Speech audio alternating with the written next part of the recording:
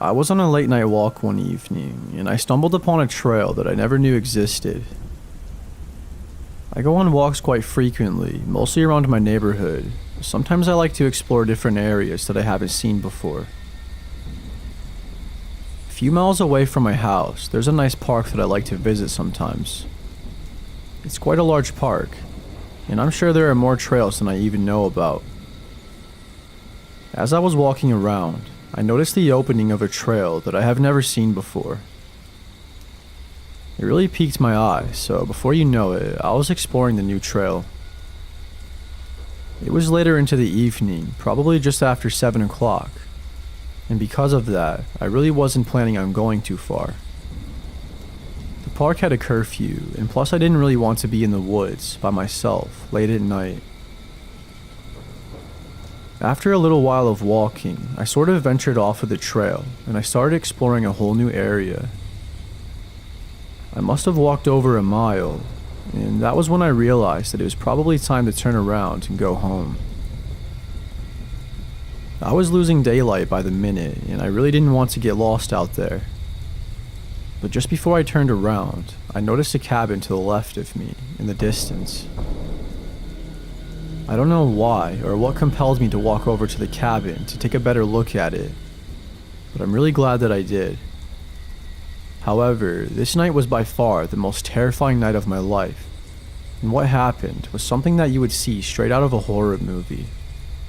As I approached the cabin, I could literally feel it getting darker outside, and in the back of my mind, I was thinking that I should have left, but something inside of me was extremely interested in the cabin.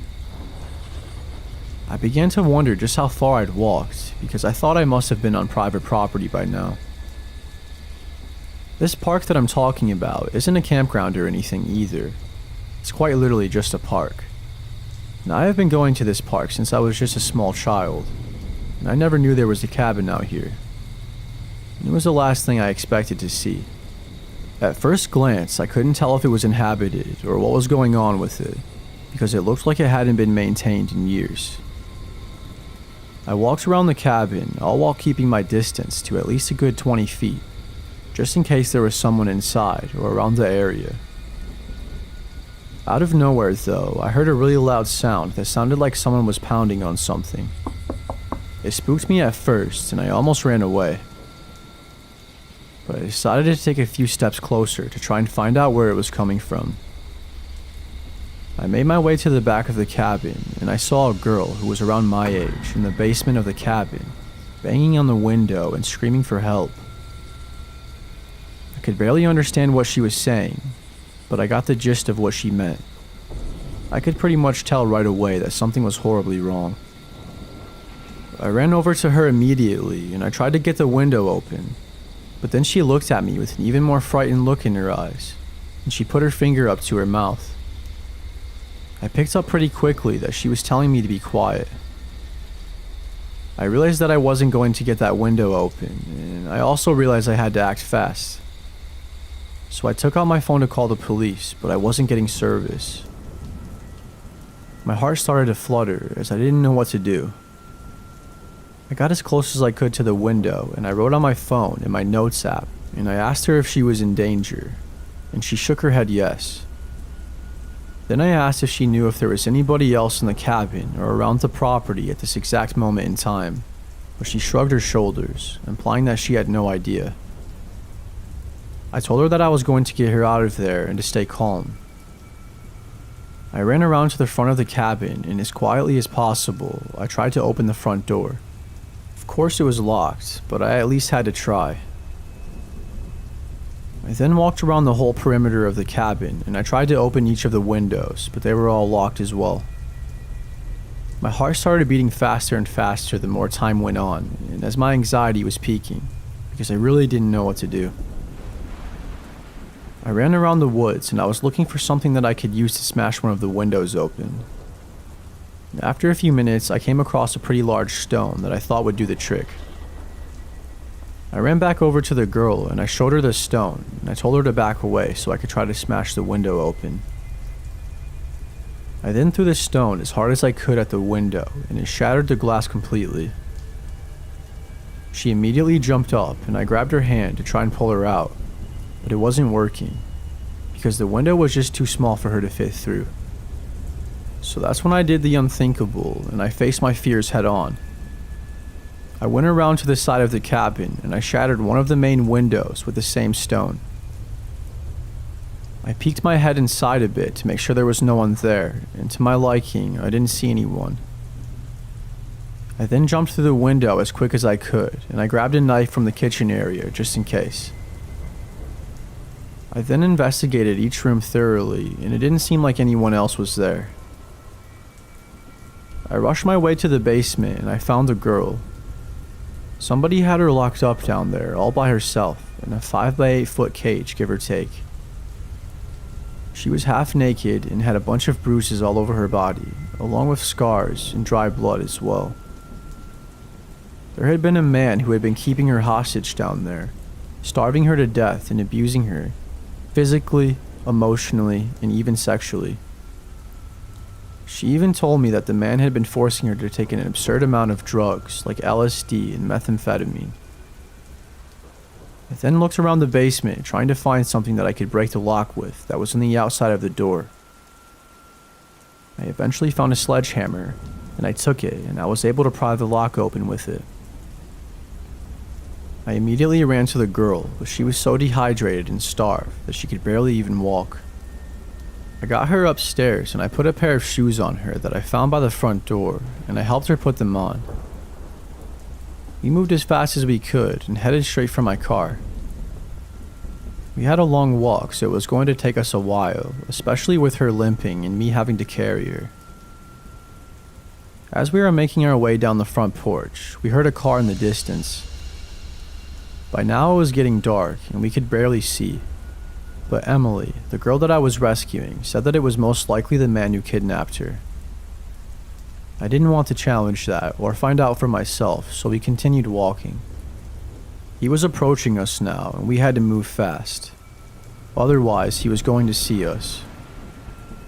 We moved as fast as our legs would let us, given the circumstance, and luckily he didn't see us. And we were long gone out of sight before he even got to the cabin. I don't know how long it took him to figure out Emily had escaped, but we had never saw him again after that. I took Emily to the hospital and she told the police everything she knew about the man and what happened to her. I stayed at the hospital with her for a while until I got the okay that she was going to be okay. I never really got the chance to make a proper statement to the police, and I don't know where Emily is now, but I imagine she is doing much better. This was over 2 years ago, so hopefully she's healed from everything that has happened to her and was able to find peace. As for me, I still have nightmares about what I saw that night and what happened. I wish I knew more about the aftermath and if the man ever got caught, but I don't. That week, my husband and I were in the process of moving out of state, and we had a lot going on. That man could very well still be out there somewhere, doing who knows what. This took place when I was 15 years old, just over 3 years ago. My friend and I used to play hide and seek in the dark outside at nighttime, and we were able to hide anywhere we wanted. Nothing was really off limits hiding wise. However, we usually wouldn't run off too far, as we just never really wanted to do that. This one time though, when my friend Alex was the seeker and I was the one that was supposed to be hiding, I kind of got carried away and I ran to the woods, because I thought it would be funny and that it would make the game more interesting, as I knew it would take him much longer to find me, because we've never really played in the woods before. I was looking for a hiding spot and I came across this old cabin that looked like it had been abandoned. As I got closer, I realized that the front door was wide open. I thought that was extremely weird, but I still snuck my way inside. I was being cautious though, as I wasn't 100% sure if there was going to be someone in there or not. I mean, you never know, right? Even though it looked abandoned, that doesn't necessarily mean there would be no one inside. I took that risk though, as I really felt like in my heart that it was going to be okay. I found my way to one of the bedrooms and I waited for about 10 minutes and I started to get pretty bored. I didn't really think it through that hiding this well was going to bore me to death. So right as I was about to expose myself or find another hiding spot, I peeked outside of the window and I saw a black silhouette of a person that was heading my way. Now, I wasn't sure if Alex could see me, but I ducked under the window just in case he were to spot me. I held my breath and I tried my best not to move a muscle so that way I wouldn't make a sound. I then started to hear him getting closer and closer.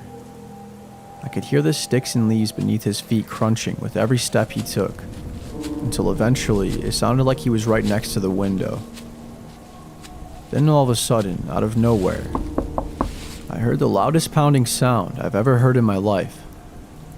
I practically screamed as it jump scared me so bad. I was actually kind of annoyed, and I didn't find it very funny at all that Alex was messing with me like that. He banged on the window a solid 4 or 5 times, but by the time I peeked my head up, he was gone. I then started yelling Alex's name, and I was telling him I didn't find any of this very funny. But then out of nowhere, I heard someone barge through the front door, and they were heading my direction. I made sure to shut the front door behind me when I walked in, so that kind of freaked me out even more. Every footstep grew louder and louder as he was getting closer to me. I could hear every step very clearly on the hard wooded floor, and it scared the hell out of me because I began to wonder if it was even Alex. I looked out the window again and I saw somebody with a flashlight. Holy hell, that's when it hit me like a truck. Whoever was in that cabin with me most definitely wasn't Alex, because Alex was standing right in front of me. I opened up that window so fast and I jumped out of there, not even caring about how I landed. I managed to land on my feet though without hurting myself, and Alex pointed his flashlight at me. I wasted no time at all and I ran all the way home. I yelled at Alex and told him to follow me and that there was a man in the cabin that I was just hiding in.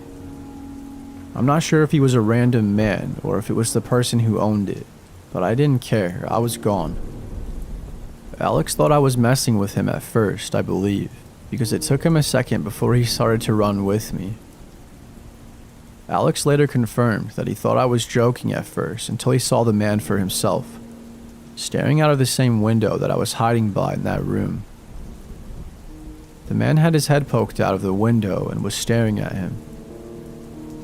I told Alex everything that happened as soon as we got back to my place, and we didn't tell my parents at all. Alex believed everything I said, as he had no reason not to. We didn't tell my parents because technically I was probably in the wrong. I shouldn't have even been hiding in that cabin in the first place. I definitely learned my lesson though, and haven't done anything as foolish as that ever since, believe it or not. I'm just lucky that nothing bad ended up happening and that I got away unharmed.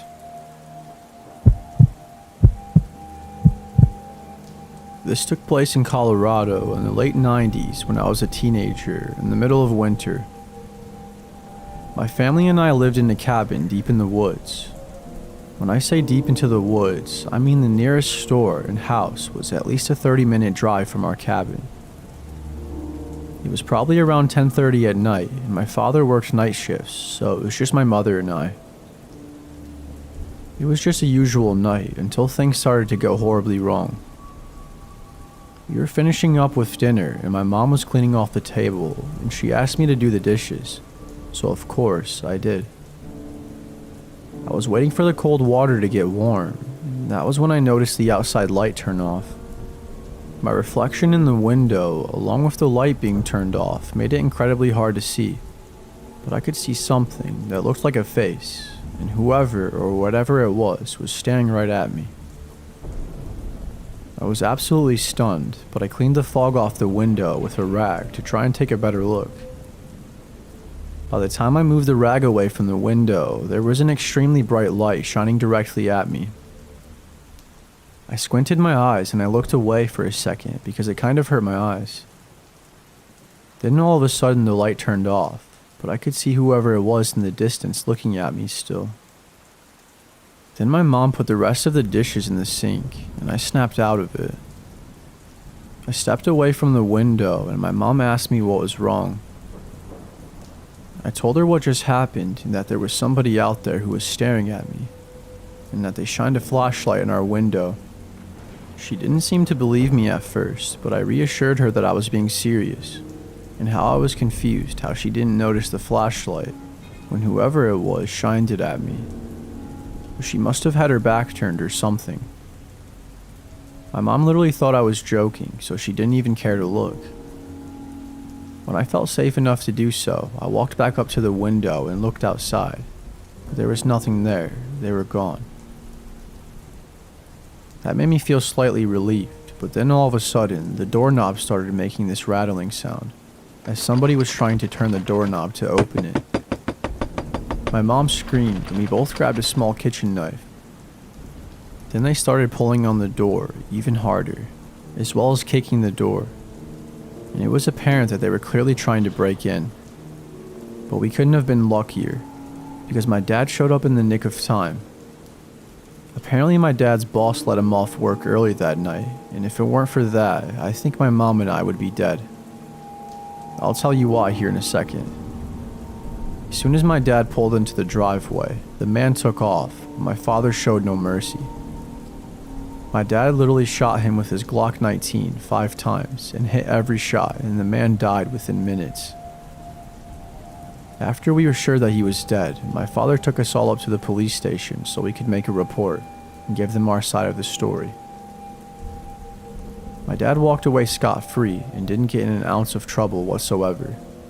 It was apparent when the police arrived on scene that it was an act of self-defense.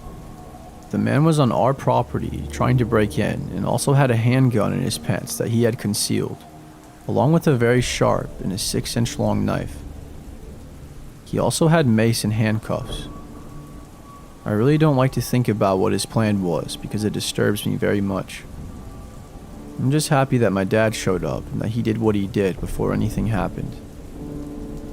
We ended up moving out of that cabin a few months later to a house that my dad and a few of his friends' buddies helped build for us. I lived there for about 6 years with them until I got my own place with my girlfriend out of town. We have our own apartment and everything has been going okay since, but this is a story that I always find myself telling from time to time.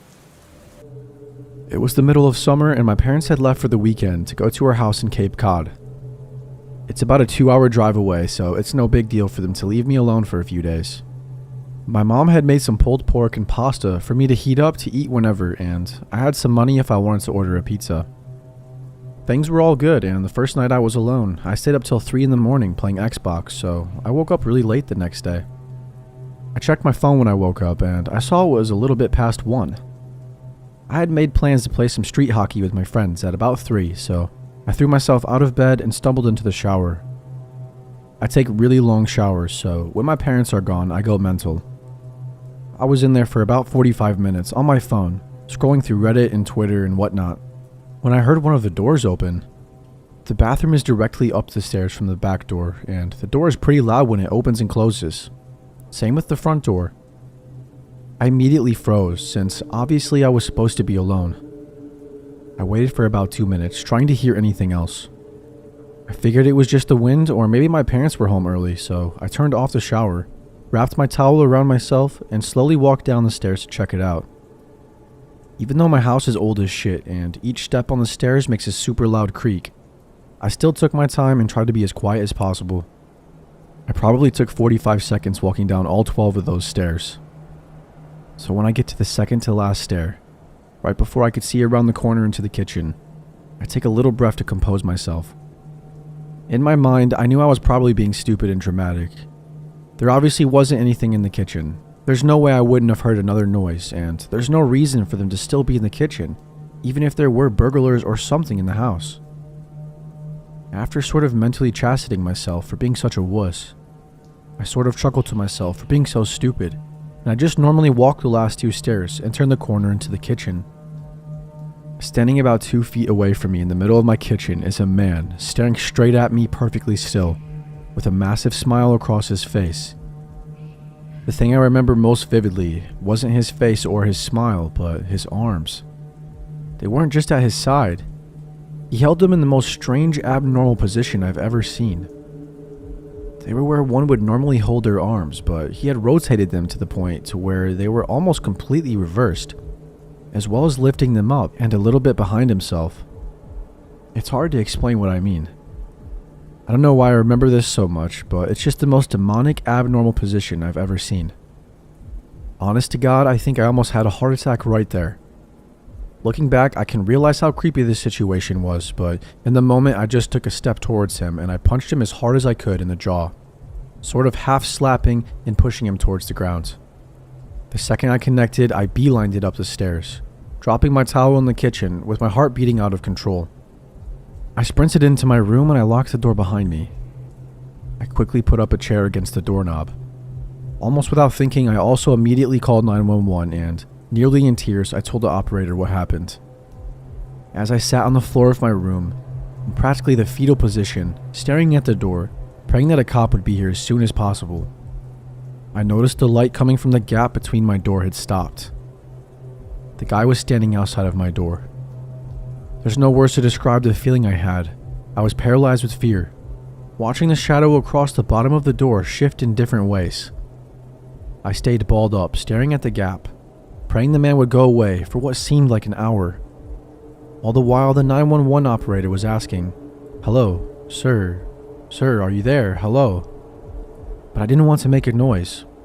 And even if I wanted to move my arms to bring the phone to my mouth, I don't think I could have. Eventually, the light returned to the gap and I heard the faintest of footsteps, slowly creaking the wooden floorboards as he walked down the hall. It was silent for minutes as I just sat there curled up, unable to even speak. I heard banging on the front door and the sound of 2 officers entering my house. I finally felt safe, and I opened the door to the 2 of them standing there. I almost cried. Nowadays, my parents don't leave me home alone anymore, thank God, and I check every lock in the house before going to bed. I still get nightmares occasionally, and my heart starts racing whenever I see someone standing still, but I'm doing alright. Even working with sketch artists and a few lineups, the police never found whoever was in my house. That sends shivers down my spine every time I look outside, half expecting to see him standing across the street, smiling under a lamppost. I have no idea what he wanted or who he was, but regardless, maybe that's for the better.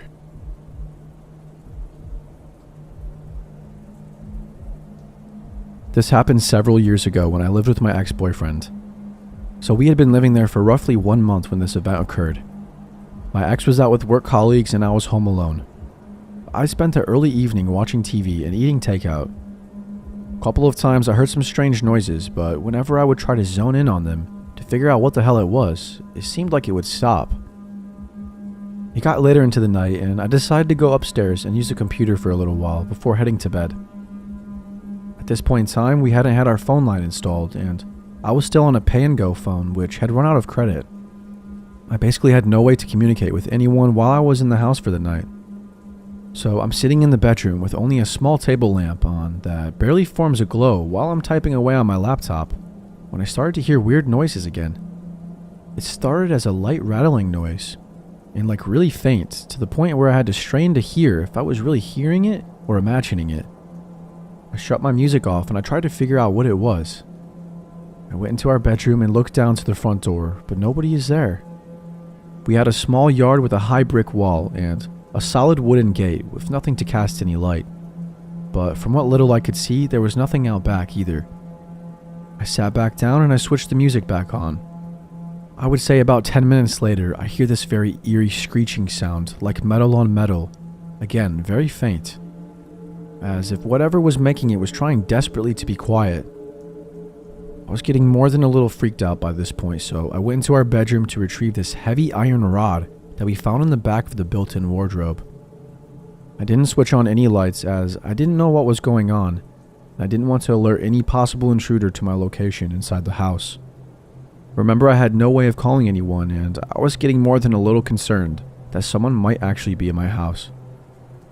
I headed into the bathroom to see if I could get a better look into the alley that the house backed onto. The office and bedroom and the bathroom formed an L around the yard, with the bathroom extending further out. I climbed up onto the ledge and inched the window open to try to see out into the alley. I couldn't see a thing, but the whispering was louder and coming from directly behind my gate. I couldn't hear whole sentences, but I heard enough to summarize whoever these men were and that they'd seen us move in and had seen we had quite a lot of valuable equipment, like guitars, computers, my DSLR, TV, game consoles, etc. I imagine they had seen I was home alone and they were waiting for me to go to sleep, to try to get into the house. I stayed perched there for what felt like an eternity until what seemed like the loudest thud in the world echoed up to me. I guess they grew tired of trying to be stealthy, and one or both of them were throwing themselves at my gate, trying to break it down. I could see it shuddering under the blows, and could only imagine how large these men must be. I'm a tiny girl, all of a whole 5'3", and at that point I probably weighed somewhere around 105 pounds. As you can imagine, I was white with terror as I watched my gate groan under the stress. I sat clutching that iron rod, just trying to think where I could hide from them. Suddenly, a glaring light blinded me. At first, I panicked and dropped out of sight, thinking they were shining a flashlight at the back of the house. But then I heard barking and shouting. I peeked out again and I saw the house, which was across the alley from us, had a floodlight installed, and it was illuminating both their own yard, mine and the alleyway, with light. I heard grumbling and cursing, and then 2 sets of footsteps hurrying down the alley. I stayed locked in that bedroom until my ex-boyfriend drunkenly rolled in at about 4 a.m. I didn't sleep a wink that night, and when I went into the yard in the morning, my gate was hanging by one hinge, allowing easy access from the alley. When I looked at the back of it, the keyhole was covered in scratches, as if someone had tried to force the lock. If they hadn't woken the house behind us, I dread to think what could have happened.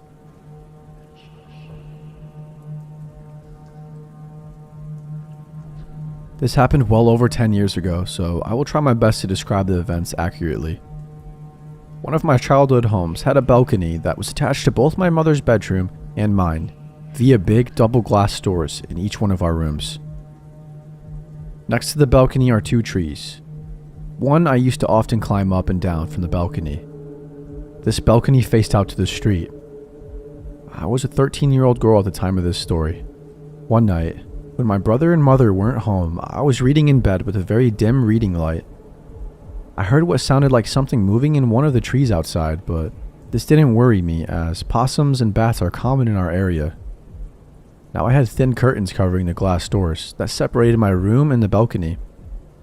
As mentioned previously, the doors faced out towards the street where a street lamp light was almost always visible through my curtains.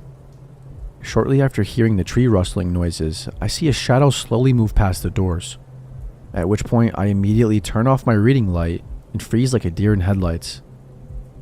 The shadow was tall, so it wasn't one of the neighbor kids that I'm friends with, and it wasn't my 5-foot mother. The person moved slowly, creeping as though they were trying not to be noticed.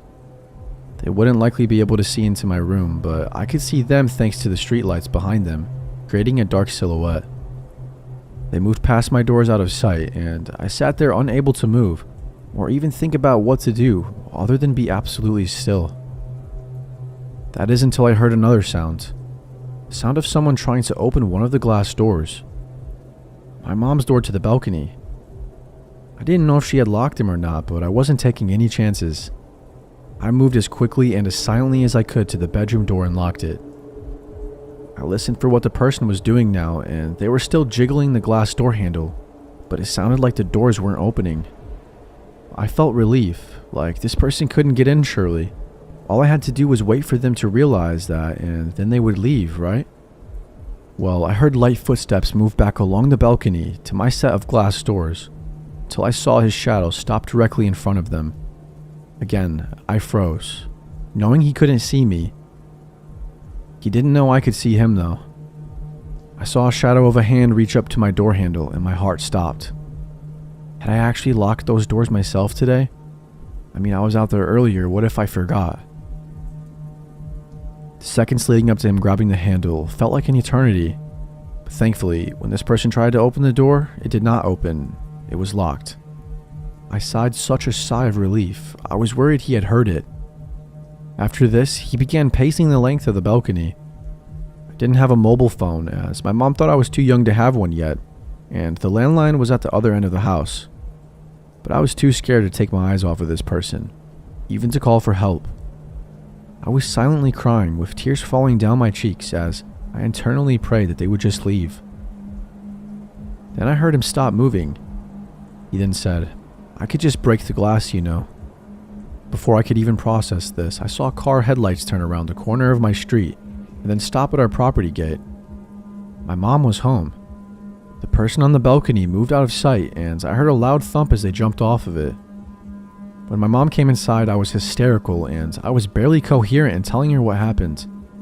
Eventually, I got the message across and she called the police. They never found or caught anyone, but a neighbor reported a truck in the street that matched the description of a truck that had been reported recently for attempted child abductions near my school a block away. Since I walked that short distance daily, the police suspected that he had followed me or seen that I lived there and waited for me to be alone.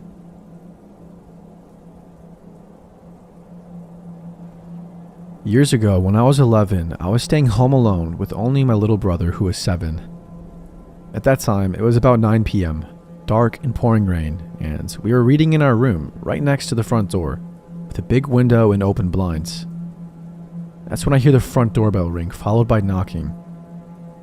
I thought my parents had arrived, but that was strange though, that they didn't use the garage or their keys. I looked outside to see their car. Nothing but rain. As I approached the door, I heard a man's voice that was not my father's, yelling through the wind. "Would you like some cookies? We're selling Girl Scout cookies." I was shocked at this, considering the weather and the time of the day. Saying nothing, I checked the peephole and I peered through the side window, only to see it was not a father with his girl as I expected. My heart dropped. Standing there was just a fully grown man, maybe in his late 50s, with no box of cookies in sight, soaking on my doorstep. I can remember the gut-wrenching feeling of having to check the locks while he was right on the other side. For sure he heard this. The 2 locks were the only thing separating myself and my brother from a potential monster. He continued to knock and mention his cookies as I considered calling the cops. That's when I remembered the blinds were open in my room and where my brother was with the light on. As I turned the corner into the doorway, I see the man carefully peering into our window, possibly eyeing my brother, distracted in his book. My heart was pounding now as I began to panic. In a move that took all of my willpower, I quickly turned off the lights and ran over to the window to close the blinds, in full view of the man. As fast as I could, I double-checked all the locks in the house, closed all the blinds and told my brother to go hang out in one of the big closets in the house with no windows. I didn't tell him what was going on so he wouldn't be frightened. And for some reason, I never did call the cops or my parents. I just waited into the hallway until he left. Still thinking about it gives me shivers that so many things could have gone wrong that night. My worst fear is a stranger getting to the unlocked door before I do.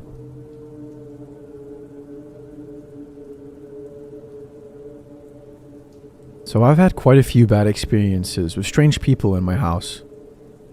From when I was young, an old man would come banging on our door late at night, demanding to see me, causing me to have to hide in the house.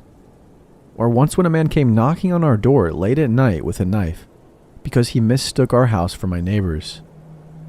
These experiences all caused me to be very cautious about opening the front door to anyone, or even being in the house alone, especially at night. But one evening was definitely the worst. It was around 6 p.m. in November of 2018. I'm from England, meaning it was already pitch black outside at this time of the year. I had just got home from work and I was sitting in my room upstairs, just watching YouTube on my laptop. My mom shouted up to me that she was just going to pick my brother up from work and would be stopping off at the gas station on the way back, so she would be gone for a little bit, and asked if I wanted to come. I said no and I carried on with my video. I heard her close the front door and pull out of the driveway. I was 17 at the time, so being home alone at night was nothing new to me and I was used to the eerie feeling of it. But after around 10 minutes, I started hearing noises coming from downstairs. At first I thought nothing of it and I just related it to my cat, noisily searching for food in an empty bowl, until I remembered him sitting at the end of my bed. I paused my video and I listened more at the sound of the banging on my back door. This instantly creeped me out, until it was followed by the sound of keys dangling, and I just thought, Oh, my mom must have dropped my brother off before going to the station, and he's just trying to go outside. So I let the noise continue as I kept watching my video. He can get quite angry at times, so the loud banging was nothing out of the ordinary, but it just kept carrying on. Banging and the sounds of keys dangling, then dropping, then banging again. Then the fear really hit me. I don't think it's him. I walked out of my room slowly and sat on the stairs, listening carefully to the noise. It definitely wasn't him. I'm an extremely anxious person, and everyone gets those times late at night when they hear noises and immediately think the worst. This was just one of those, I told myself. So I decided to bite the bullet and just walk straight into the kitchen and face whatever it was that was causing the noise. Our kitchen has the door facing straight to the garden. But as I turned the corner into the kitchen, I heard a loud bang and clatter of footsteps run away. The cat flap had been ripped off the door and there was plastic from it everywhere. In fear, I still tried to console myself into thinking it could have been anything other than people breaking in. I sat back on the stairs and called my mom just to check again that it wasn't my brother home early and just in a bad mood. But then he answered my mom's phone while still in the car. "Are you home?" I shouted at him. Then my voice started to break with terror. "Please be serious. Are you home right now?" I asked. "No. What do you want?" he said. Even though he said he wasn't, I still begged in my mind that he was joking, just to scare the shit out of me.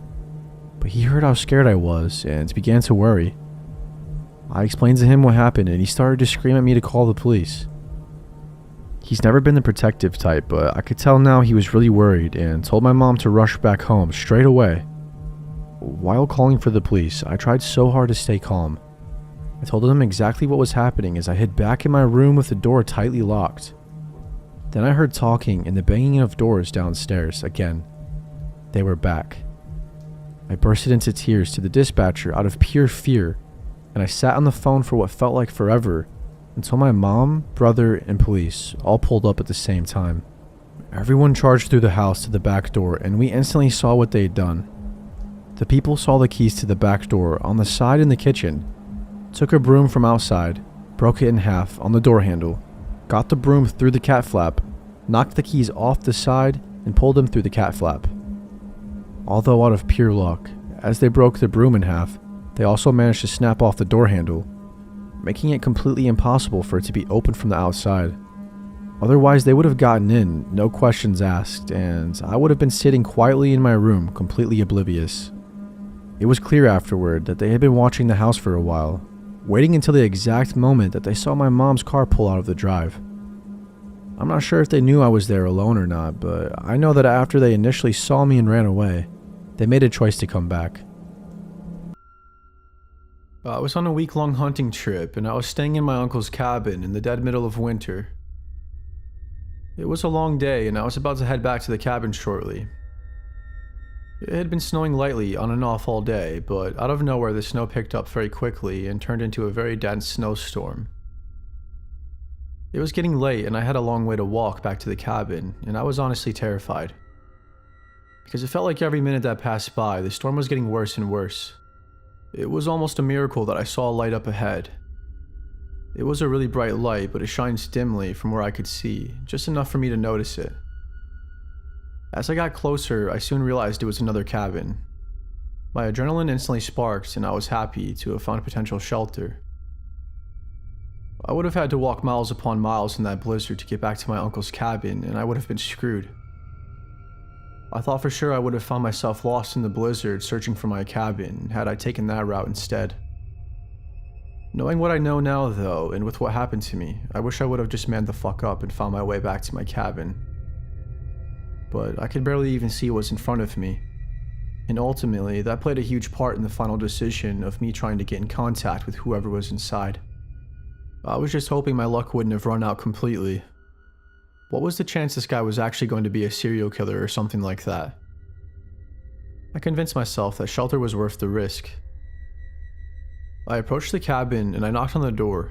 I heard footsteps that seemed like they were getting closer to me. I waited another 30 seconds maybe and politely knocked once again. The man opened the door and I explained to him my situation. He let me in with open arms and let me stay for the night, surprisingly.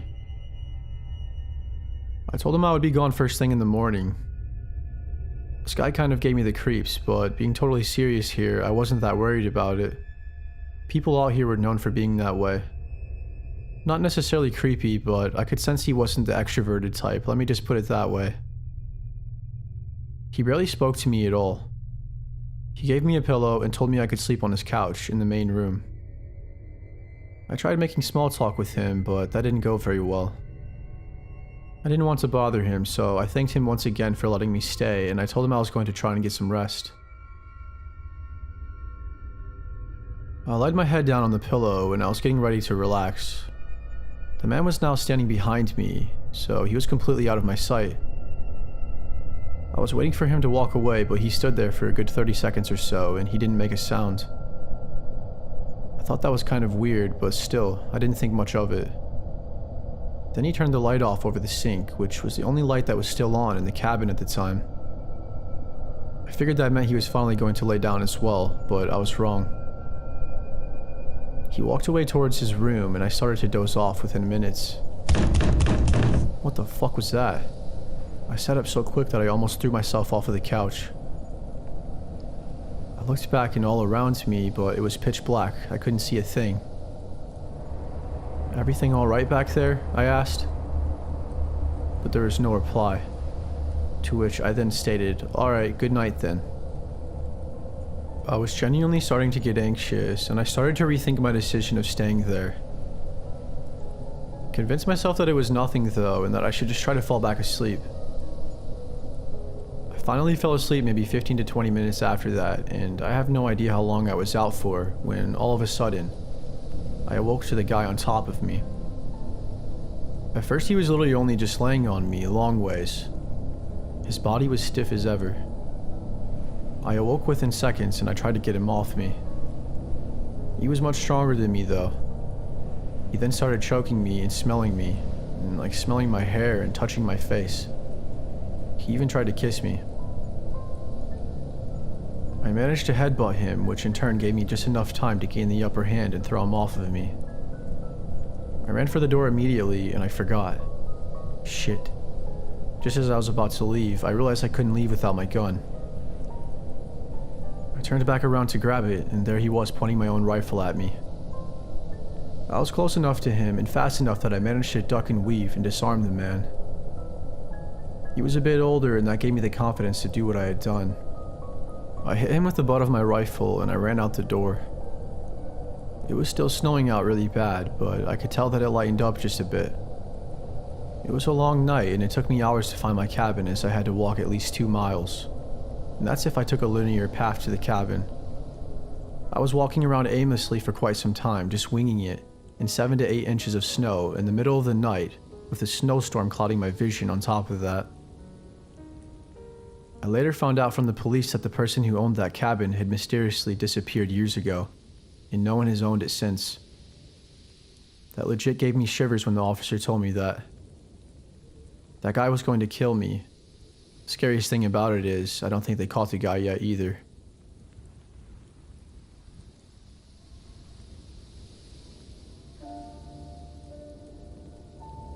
Two winters ago, my dad got me a car for my birthday.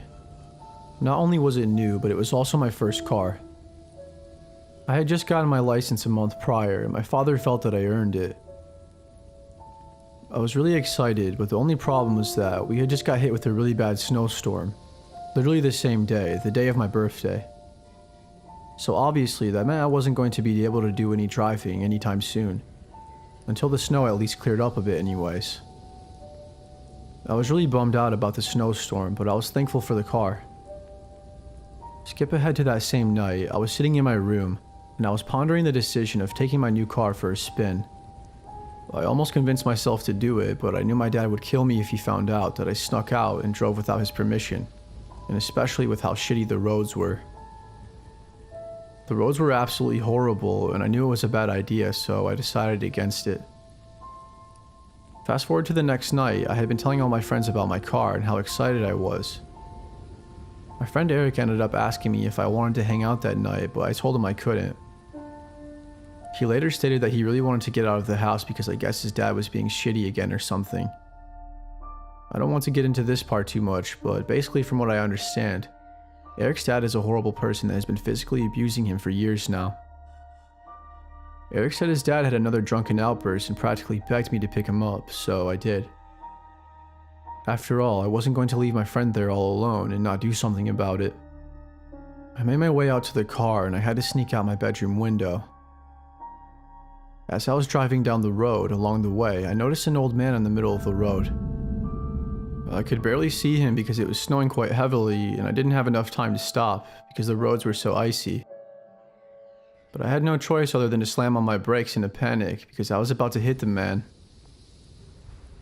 The wheels lost all traction and I very quickly started to spin out. Before I knew it, I was swerving onto the other side of the road and I crashed into a ditch. I started panicking, not sure what to do. All I could think about was how fucked I was and that once my dad found out, he was going to literally murder me. The man from earlier that was in the middle of the road made his way over to me, to my driver's side door, and asked me if I was okay. I told him that I was fine and that I wasn't hurt at all. I got the creeps from this man right off the bat, and I really wanted him to get the hell away from me, honestly. I politely as possible told him to leave me alone and that I had to go. He got the hint and he stepped away from my car. I wasn't even paying much attention to where he went. All I know is that he continued walking the way he was going when I first saw him, which was the opposite direction that I was going. I reached for my phone so I could call my dad to pick me up, but that was when I realized my phone wasn't in my pocket. I began looking all over for it and I searched my car everywhere. I knew I didn't forget to bring it with me when I left the house because I vividly remember typing in Eric's address in my Maps app on my iPhone because I didn't quite remember how to get to his house. The only thing I could do was run home, and luckily I didn't make it too far in my car before I spun out because I would have had to have walked a lot further than the 3 or 4 miles that I had to walk. When I got home, I told my dad everything and he was pissed. He managed to pull my car out of the ditch with his truck and he had my mom drive it home. He ended up taking the keys from me and he told me that we would talk about it all tomorrow, and I felt horrible for what I'd done. I've actually never seen my dad that upset in my entire life. As I was lying in bed that night, I was still trying to figure out where my phone was. I was getting really angry because I had no idea what I did with it. I couldn't find it anywhere. I honestly thought that in my heart I lost it somehow when I crashed and that it was buried in the snow somewhere. Even though that seemed extremely unlikely to me at the time, that's the only thing I could think of that felt somewhat logical. All of a sudden, I heard something that sounded like it came from outside. It jump scared me pretty bad as I was deep in thought, and the last thing I expected was someone or something to be at my window. I chalked it up to be that it was probably just an animal, and I forgot about it completely with only a few minutes.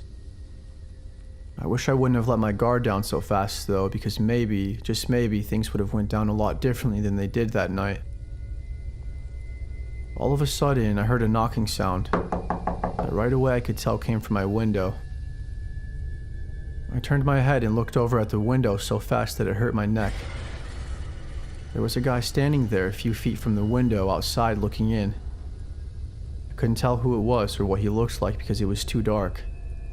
All I could make out was that he was kind of tall and had long hair, like the guy from earlier, I thought. I couldn't believe what I saw and I immediately ran to get my dad again. When we came back to my room, my bedroom window was wide open and my phone was sitting on my bed. I had no idea what to make of it all at first, but it had to have been that man from earlier that I spoke with briefly after the crash. He must have followed me home. Why the hell would he have taken my phone? And if he was attempting to steal it, why would he bring it back? And if he was just trying to do a good deed, why the hell would he sneak through my damn window in the middle of the night instead of knocking on the front door like a normal person? Of course, we looked all over for him, hoping he wasn't still in our house. My dad and I spent over 20 minutes easily looking for him, but he was gone. We called the police, but there wasn't much we could do. With the little evidence we had, I could give them a description of the man, but that was about it. Just under a week later, I saw him once again. It was in our backyard in the middle of the night, doing who knows what. I walked outside as soon as I saw him and I yelled at him from the back patio and told him to leave and to never come back. I got my dad as well, and once again, by the time my dad showed up to the scene, he was gone. I'm not sure what the hell this guy wanted or what he was trying to do, but I haven't seen him since the last time I just told you about. I still get the occasional thought about him and that he's going to try to come back at some point, even though this happened 2 years ago. Needless to say, I learned my lesson that night about a couple things.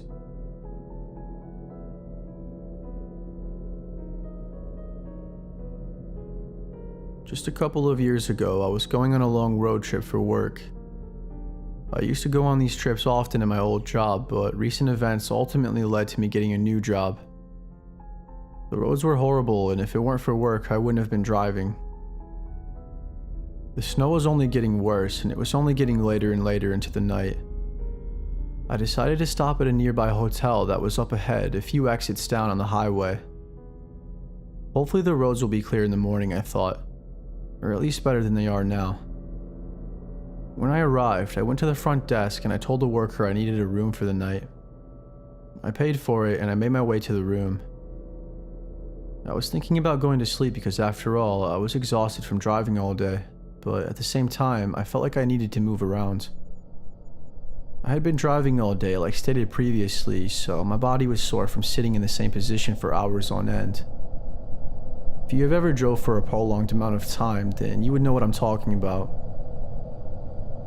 I decided to get some food, and after I ate, I let my stomach digest, and I decided that I wanted to go for a quick swim in the pool. The hotel had a nice indoor pool, along with a hot tub. I was the only person at the pool, and it was quite relaxing and much needed. But then I noticed a guy out of the corner of my eye who startled me. He was on the far left side towards the back of the pool area in a dark, dimly lit corner sitting down on one of the plastic chairs. I didn't notice him when I first arrived at the pool, nor did I notice him walk in while I was there. I kinda just figured that maybe he was a lifeguard or someone that worked there, but he gave me the creeps. He kept staring at me, and every time I looked at him, he would look away. I started to feel weird, so I got out of the pool shortly after. I barely even dried off, and I walked back to my room. I put dry clothes on, and I walked out to the hall and headed to the main lobby area so I could get myself something to drink and a few snacks before bed. When I got back into my room, I turned the TV on and settled in before I was going to try and sleep to help me relax a little. It wasn't too long after that I heard a noise that sounded like it came from the outside of my hotel room. It sounded much closer though. There was no one in the room with me, not that I knew of anyways. I heard the noise again, except this time it was much louder and I could definitely tell where it was coming from. I was almost 100% sure that it was coming from the bathroom in my room. I panicked and I sat there for a few seconds, probably trying to rationalize the situation I was in as a coping mechanism. Part of me didn't want to believe what was happening, I'm sure. I finally snapped out of it though, and the noise continued. I walked over to the bathroom and I slowly opened the door. And what I saw was the most disturbing thing imaginable. It was the same man from earlier at the pool. He must have followed me to my room or something. I immediately tried to close the bathroom door, but he was way more than strong enough to overpower me. He ripped the door back open and it flung me into the bathroom with him. He asked me if I wanted to make $50 and he took his pants off. He then grabbed me by the arm, but I bit his arm as hard as I could. He let go of his grip on me and he slapped me in the face with his other hand. Luckily, it didn't knock me over when he hit me. I ran straight for the door and I managed to escape the room, and I ran to the main lobby once again, and I told the worker at the front desk everything. He called the police right away and the man got arrested. And he was in fact a worker at the hotel, so he was fired as well. CCTV camera footage picked him up sneaking into my room when I was getting snacks at the vending machine. I don't know how he thought he was going to get away with this, but I'm glad nothing worse ended up happening. The story takes place 5 years ago, and I'm 23 now as I'm writing this. As soon as I turned 18, I was looking for a new place to live. My parents and I didn't have the best relationship at the time, as I was sort of a hard-headed, arrogant teenager, and we would butt heads constantly. Especially my father and I. I love them both to death, and no, they weren't the greatest parents, as all three of us had our flaws, but I'm just happy we were able to work through everything. Because nowadays, we're doing much better as a family. But for years, things weren't so great around the house. I take responsibility for a lot of the blame, but definitely not all of it. None of my friends wanted to move out of their parents' house yet, understandably, as most of them had a great relationship with their mom and dad. They all had jobs and were going to college and trying to save up some money along the way, but I, on the other hand, wanted to get out as soon as possible. My parents would always threaten to kick me out when I would get caught smoking weed or drinking alcohol, but every time I packed my things up and left, they would call the police and report me as a runaway. Luckily, I never had to go to juvie, but I sat overnight in a jail multiple times, in a holding cell for a quote-unquote lesson. I never really learned my lesson, though, and unfortunately, I had to learn the hardest way imaginable. I wasn't cocky, just arrogant and hot-headed.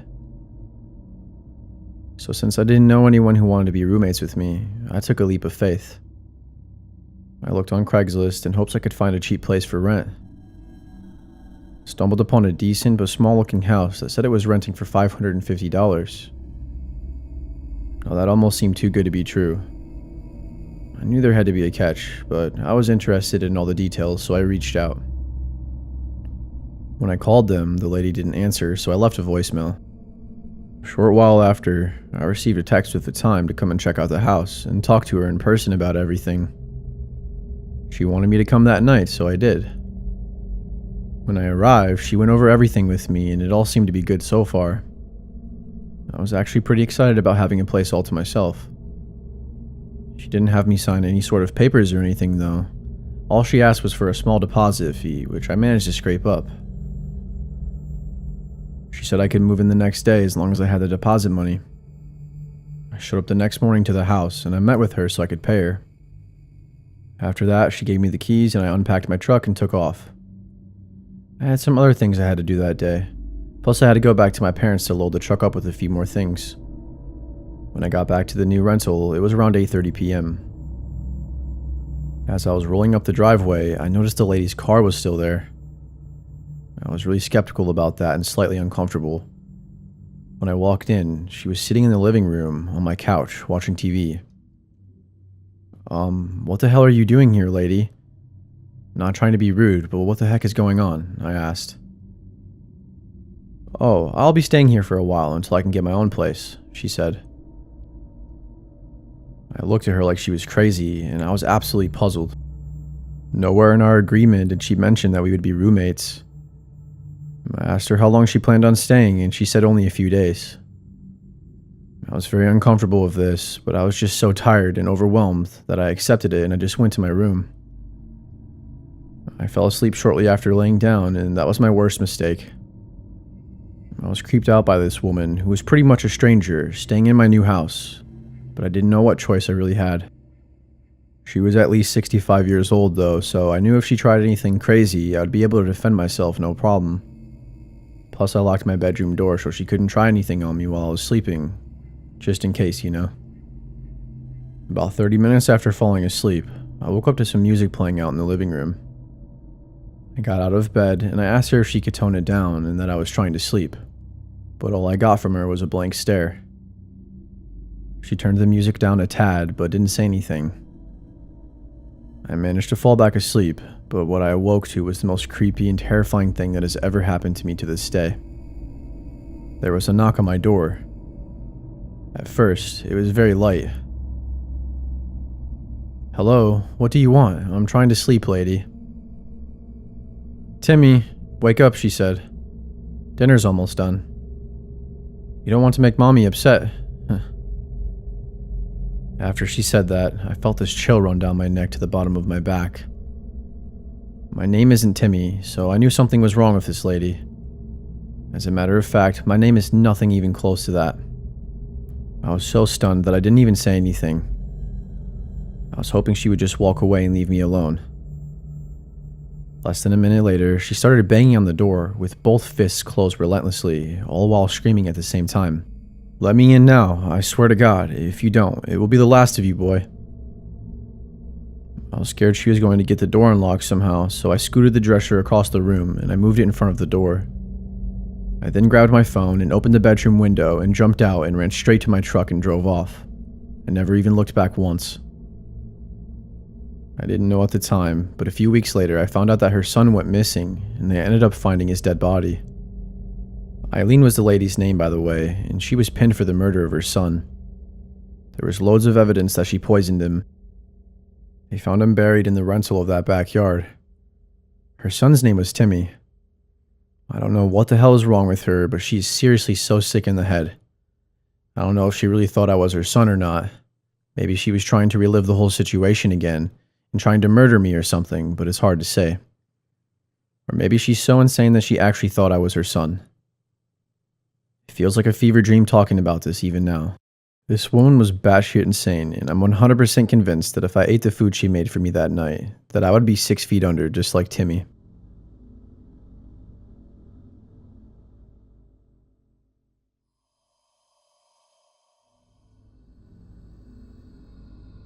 I had just graduated high school in the summer of 2018. I was wanting to get my own place, and I had been saving up money from my job for 2 years to do just that. My original plan was to rent out this cheap one-bedroom apartment that was downtown and right next to the high school that I went to.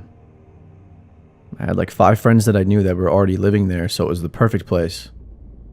I would still be close to everyone and everything, literally within walking distance to the grocery store, nearby parks, and pretty much everything else you need on a daily basis. I had saved up $10,000 and I wasn't in any debt. My car was paid off and I was happy to be alive. This was one of the best moments of my life. I applied for the apartment online, and when I was accepted for it, it felt great. It felt great to have my own space where I could enjoy myself in my own 4 walls. Everything took a dramatic turn about a week after living there, though. Remember I was telling you about the friends that I had that were already living there?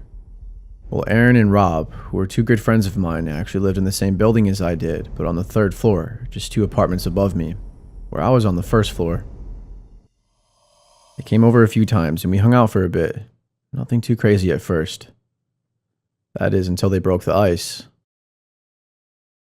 They started spending a little bit too much time at my place, and eventually, after them staying over for 2 days straight, I kindly asked them to leave so I could have some me time. Really, I just wanted them to leave, and I was trying to hint at that in the nicest way possible. My place quickly became the everyday hangout spot, and I was growing to not like it very much. Especially with me being an introvert. Not to mention, I finally just got my own place, and I thought I was going to be alone much more than I was. That was when Aaron told me that they had just been evicted and that they needed a place to stay for a few weeks. That put me in a really bad position.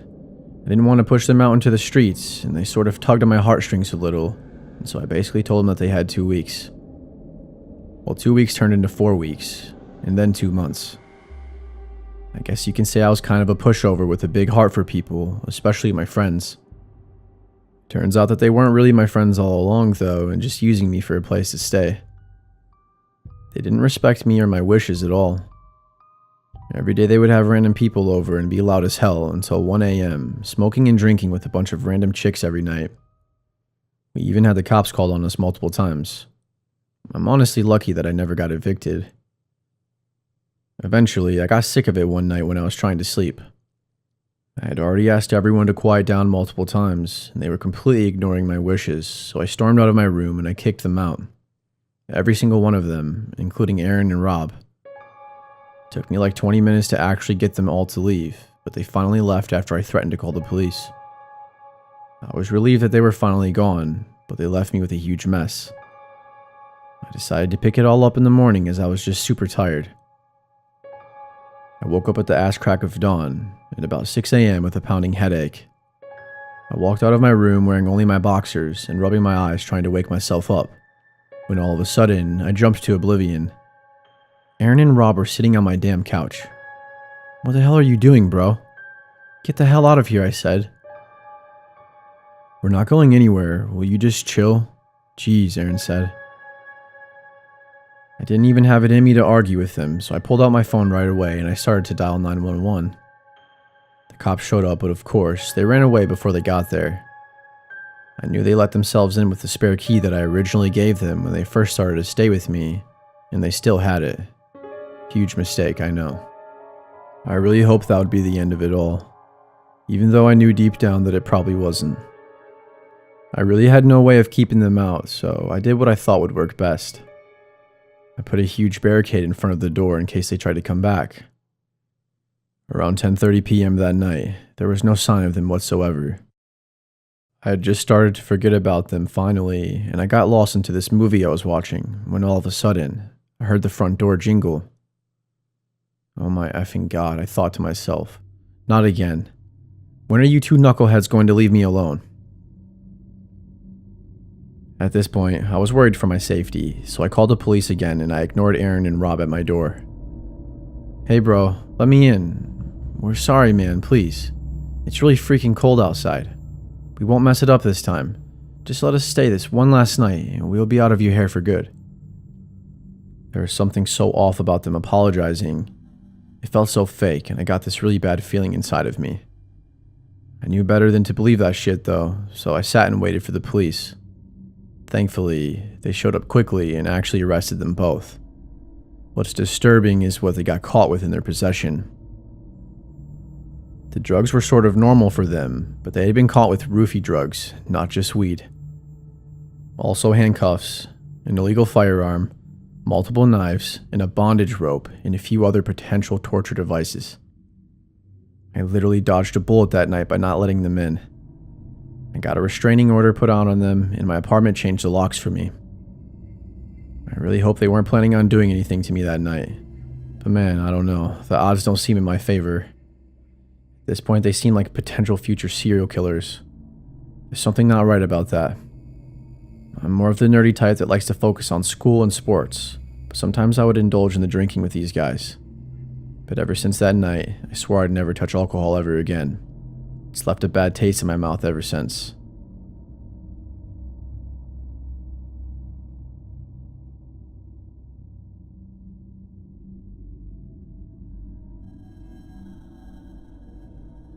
I was just getting home from a long day of school and work.